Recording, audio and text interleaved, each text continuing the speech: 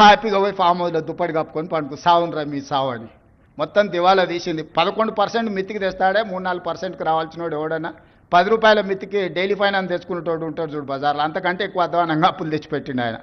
హ్యాపీగా పోయి ఫామ్ హౌస్లో దుప్పటి కప్పుకొని పండుకు సావునరా మీ సావు అని 3 నెలలకు ఒకసారి బయటకు వస్తాడు, తిడతాడు, పోతాడు, అది ఫెయిలు, ఇది ఫెయిలు, ఇది ఫెయిలు, అది ఫెయిల్ అని.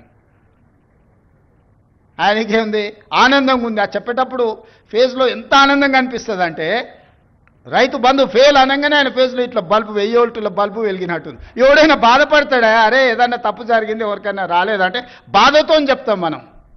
ఫీజు రియంబర్స్మెంట్ చేయలేదంటే అయ్యో పాపం పిల్లలు ఫీజులు కట్టకపోతే ఎట్లా వాళ్ళు చదివేట్లా అని ఒక బాధ ఉంటుంది. జీతభత్యాలు రిటైర్డ్ ఉద్యోగస్తులకు బెనిఫిట్స్ ఇవ్వలేదంటే ఒక కన్సర్న్ ఉంటుంది, అరే నీ అమ్మ ఏందా ఇట్లా అయిపోయిందని. వారి ఫెయిల్ చూడండి, ఫెయిల్ చెప్పేటప్పుడు ఇది ఫెయిల్, ప్రతి ఫెయిల్ వెనకాల ఒక 1000 వోల్టుల బల్బు వెలిగినట్టు వెలుగుతుంది ఆయన ఫేసు. ఏం పైశాచిక ఆనందము! ఈ విధ్వంసం మీరు చేసిందే కదా, ఈ ఆర్థిక విధ్వంసము.